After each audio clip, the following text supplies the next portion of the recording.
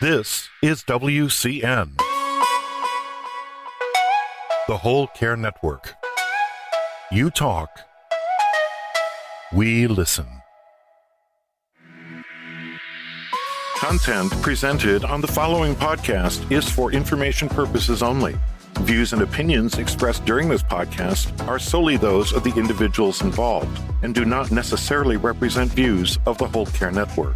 Always consult your physician for medical and fitness advice, and always consult your attorney for legal advice. And thank you for listening to the Whole Care Network.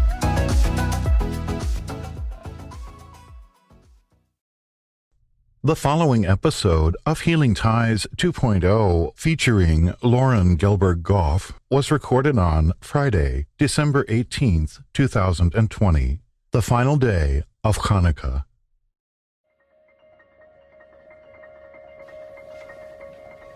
Have you ever met anybody that has caregiving on their bucket list of things to do in life? Beyond caregiving, how do we care? We also have to care for ourselves. How do we treat friends, family, strangers we meet? Forget it. How do we heal? The physical, social, financial, spiritual.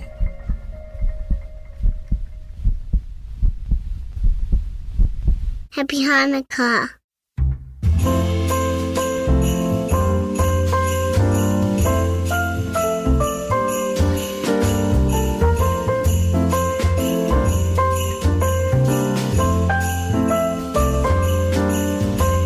By creating healing ties. Tying it all together like a bow tie. With your host, Christopher McClellan, the bow tie guy. Well, greetings everyone. It is Christopher McClellan. You know me as the bow tie guy for another episode of Healing Ties. Well, actually, it's a very special holiday episode of Healing Ties. So thanks for joining us today. And I am excited to welcome our guest. And you might remember her from our 30 and 30 podcast in November, Loren Gelberg-Goff, who is a psychotherapist, author, keynote speaker, and she's got a very popular Take Back Your Life program. But not only that, I've just really connected with her and talking with her, and I'm glad that she's agreed to come on the show today. Loren, welcome. Thank you so much for having me back. It's like we've known each other forever. I know. Yeah, we just connected so well in our 30 and 30, and I wanted to reach out and have you back for our holiday show because, goodness, we're in the middle of the pandemic. You're in the middle of a bunch of snow. We've got the holidays. We're dealing with grief. And who better of a person to talk to about all these things than you?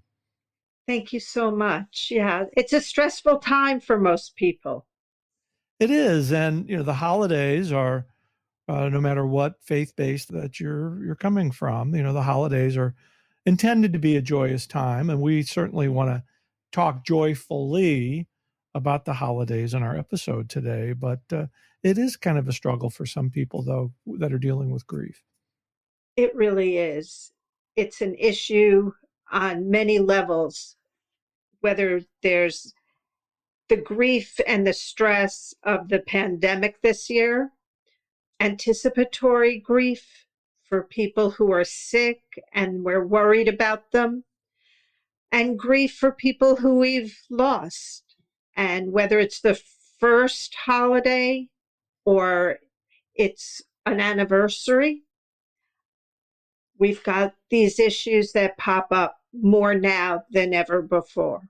You used a terminology there that I think when we're in the middle of caregiving, we don't really deal with it.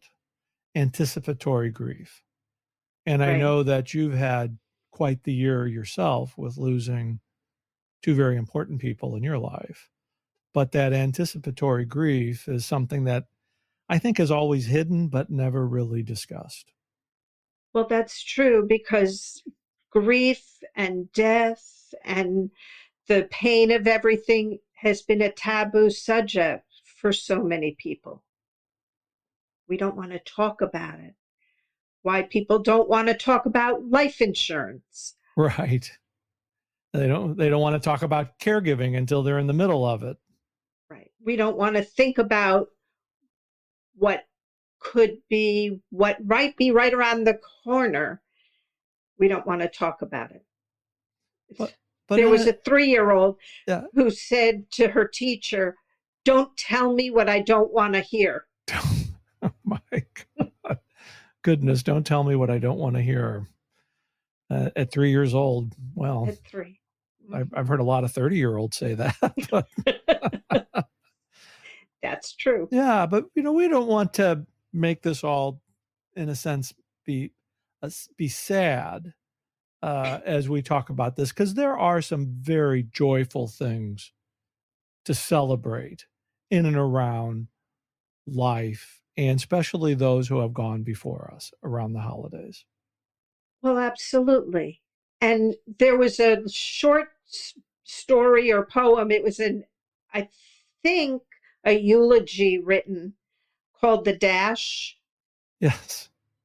Where we see on somebody's tombstone the day they were born and the day they died. But the life is what happened in the dash. And I think that's what the holidays need to be about. Who we're celebrating, who we're honoring, that their life was so much more than dying. Because, I just love the way you put that, because if we settle and we think about this life as transitions, we just, and I know in my grief process, I had to learn how to love my loved one, Richard, and just in a different way. Not that it happens immediately. We don't want our listeners to think, well, you can just flip a switch and it happens. But in being able to talk about it really helps facilitate it in your own time. It does. And we have to take that time. And no one can tell you what your time frame should be. And that's the difference. Everybody wants you to be better. Right. Not because you should be better, yes. but because it makes me feel better if you're not hurting. And in a very strange way, the person who has gone before us wants us to be better too. Absolutely. I remember, I will share a personal experience that I had a dream probably a couple of months after my son died. Mm-hmm. And my husband had died 3 months prior. Okay. That they both appeared and said to me, "You are free. This is the first time in your life you don't have to take care of anyone. And it's time for you to find joy." Pretty powerful message, Pretty powerful right? message. And I know in some of our previous conversations how we look at the difference between complaining about something and seeing a blessing in something. I totally can get in touch and believe that these things happen. Some people don't. We have to be open and honest about that. But I think those experiences are true blessings because they are real. They are. And it's what we do with them that makes a difference. People feel guilty when they're happy after somebody has died or somebody is sick, or there's a sense of I'm not allowed to be happy. Right. And we are. And our loved ones, even if they were having a difficult time prior to their death, mm-hmm. on the other side, there's no ego. It's spirit. So on a spirit level, they don't need us to suffer. On a human level, they may have in their lifetime, but they don't now. Oh, what? Oh my goodness. That is beautiful. There's no ego on the other side. No. And they can see what held them back. And a lot of people, if they know they're dying, Mm-hmm. and they let go. And we can see where their struggle is when they didn't want to let go. And we give them permission. It's okay. It's okay to That go. we need to let them know we'll be fine. Yeah. That permission, and it is freeing for both parties. Yes. And I know, and if I'm repeating myself here, I know the day that when I held Richard, when he made his life transition, the man who claimed to be an agnostic Jew, which I always thought was funny because he was more spiritual than the former Catholic seminarian that he was connected to. There was a peace amongst both of us when that happened, because we were fortunate enough to have the conversation about it. And it's very freeing when you can have that conversation, that it puts you both in the same place. You're connected. And that's really important. People who I've talked to after someone has passed, and they didn't have those conversations. Mm-hmm. They didn't have the time or the ability to say goodbye, to address those feelings that we might not normally say them out loud. Right. People tell me all the time, well, he knows I love him, or I know he loves me. You know what? We need to hear it.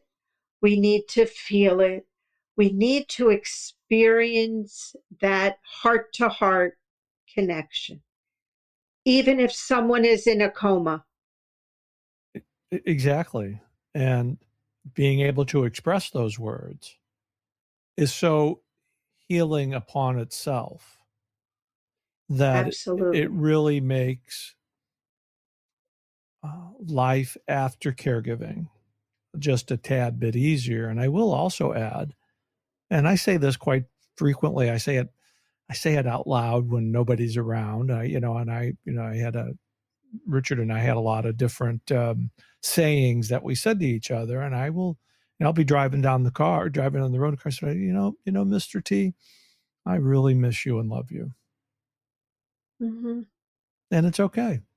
It's okay to tell people. It feels good. It's okay to tell your loved one that you still love them, because you do. You just love them differently. Absolutely. And it feels different because especially if you've been actively involved in a lot of caregiving, Mm-hmm. the physical, the emotional, the mental, it takes a toll.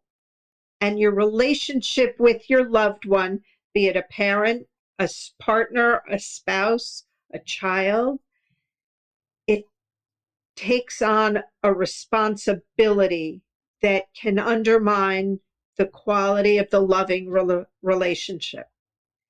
And when they're gone, it's just the love.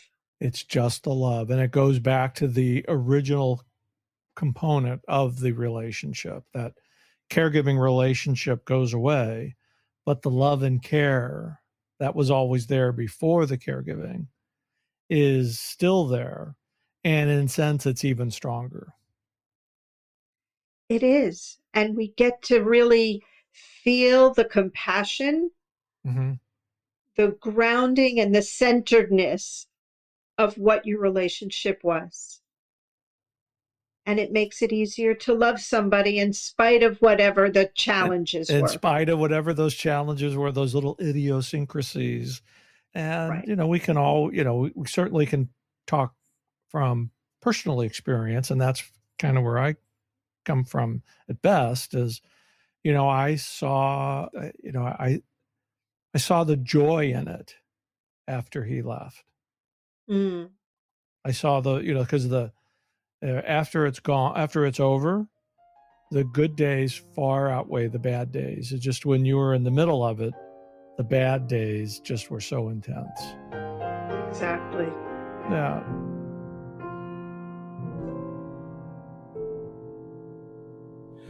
Ma'oz zur Yeshuati Lechana el Shabeach Tikon bet tefilati Vesham toda nezabeh לעת תכין מטבח מצר המנבח אז אגמור בשיר מזמור חנוכת המזבח אז אגמור בשיר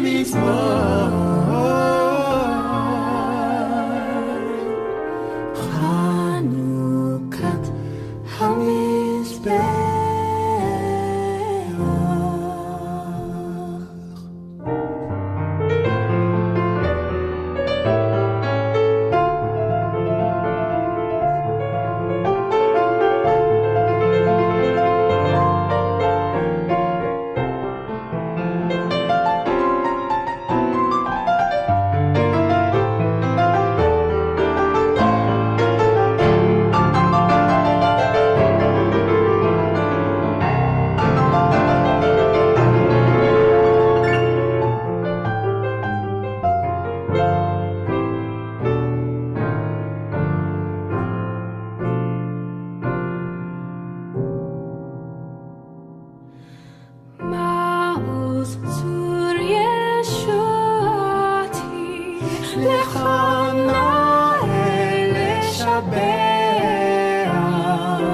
תיקון בית תפילתי ושם תודה נזבח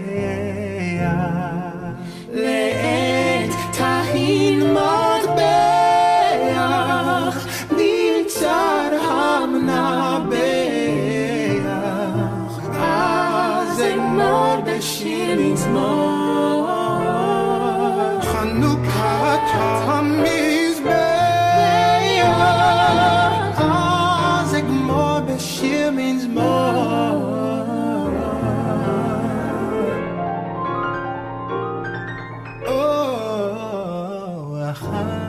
חנוכת המזבח חנוכת המזבח חנוכת המזבח חנוכת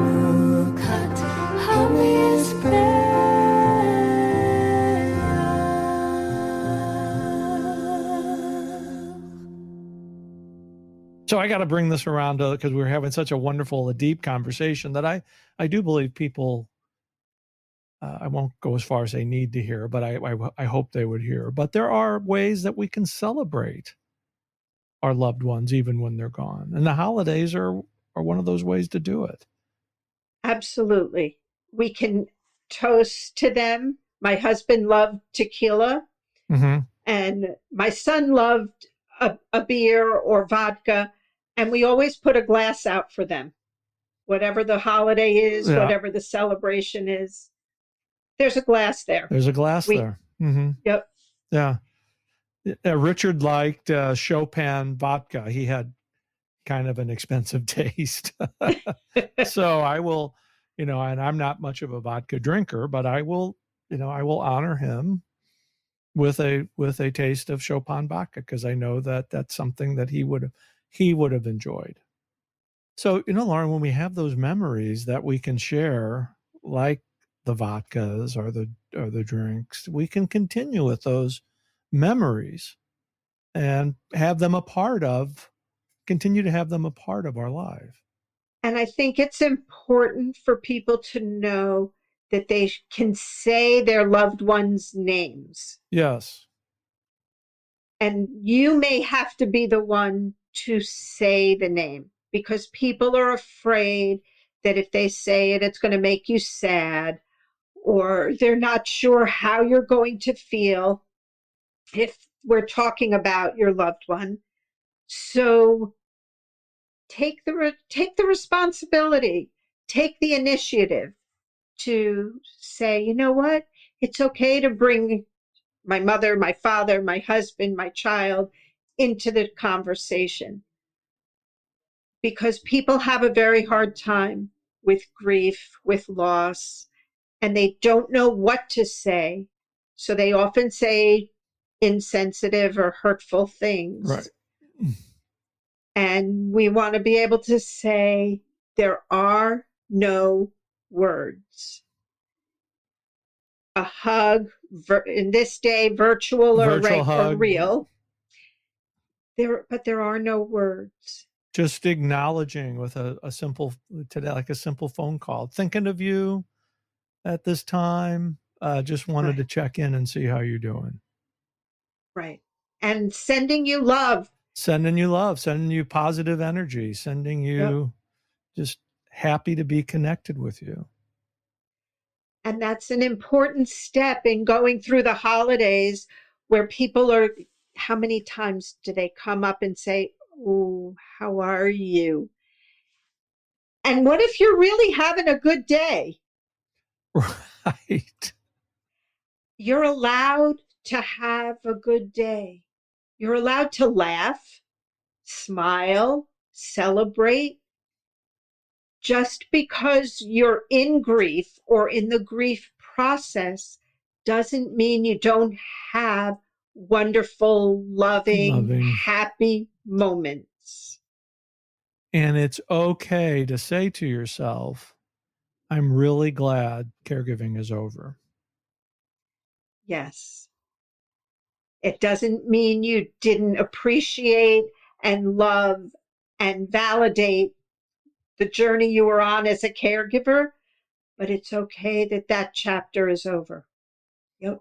Oh, goodness. Well, if you had, there's so many wonderful words of advice that you have, but, and I know what your terrific, fabulous program, Take Back Your Life.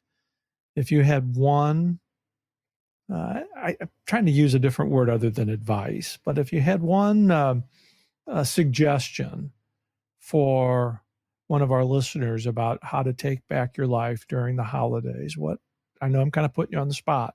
What might that be? I would say give yourself permission to feel whatever you feel. Whether it's happy, sad, you want to dance to the music, it's all good. It's all good. I want to give people permission to feel what they feel.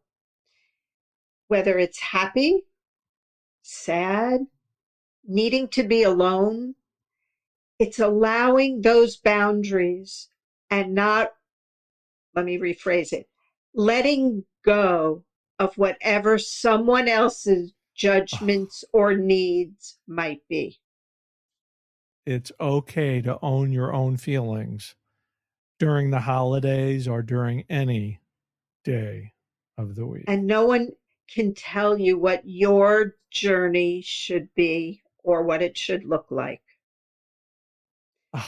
Just thoroughly enjoy visiting with you, Loren, and Thank you. Me too. I want you to be a part of the network, and hopefully that's going to happen after the first of the year. But in the meantime, we just got a couple of minutes left today. Let our listeners know all about how to take back your life, where they can find you on the internet, all your contact information, because you have such valuable content that people need to access. Thank you. I will tell you, especially during the holidays, we have a Facebook group, Take Back Your Life Self-Care, and it'll come up on Facebook if you look at groups TBYL Self-Care. And we'll be posting through the holiday. You can direct message me that way. Make it easy. Make it simple for you for the holidays. And we'll move into the new year with a different kind of energy and perspective, because caregivers feel isolated and alone, and during COVID, even more so. So you need a place to go. And you're never alone when you're connected with Loren Gelberg-Goff. Thank you. Loren, it's so great to see you, be with you today. And I look forward to your participation in the Whole Care Network in 2021. And, you know, Loren, with all the great work that you do, you're certainly someone who's creating healing ties all around us. I can't, like I said earlier, I think I've known you forever. And I can't thank you enough for what you're doing and being a part of the show today. Thank you so much. Be well. Be well. Happy holidays to everyone. Happy holidays, yes. So, well, goodness, that does it for this holiday episode of Healing Ties. As you know, I'm your host, Christopher McClellan. You know me as the Bowtie Guy. I've created a life to love after caregiving ends by sharing stories and resources and being with awesome people like Loren Gelberg-Goff. Healing Ties is a part of the Whole Care Network and produced in the posh studios of Oddvox Production in downtown St. Louis, Missouri. We'll see you for another episode of Healing Ties real soon. Actually, we'll be debuting our Healing Ties YouTube show on Sunday, January 17th. Be on the lookout. We'll see you soon. Happy holidays. Bye for now.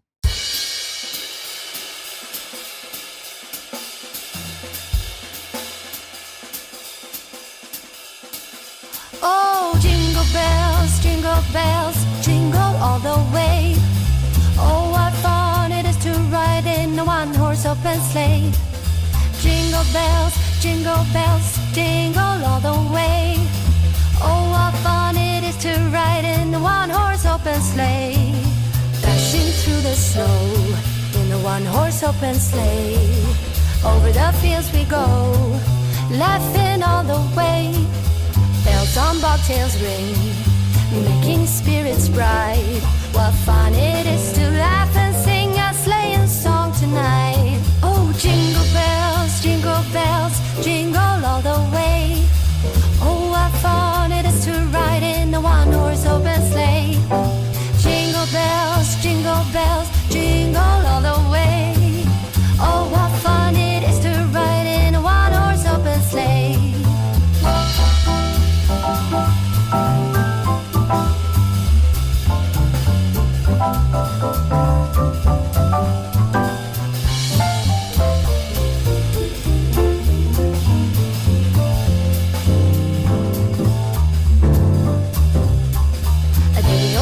Ago, I thought I'd take a ride, and soon Miss Fanny Bright was seated by my side.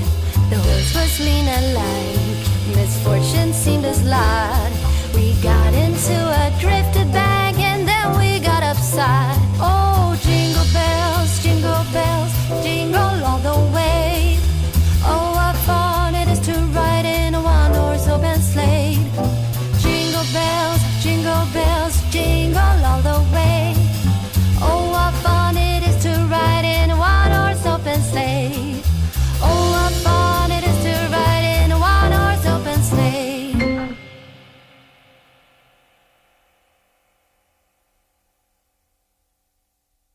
Merry Christmas. This is WCN, the Whole Care Network. You talk, we listen.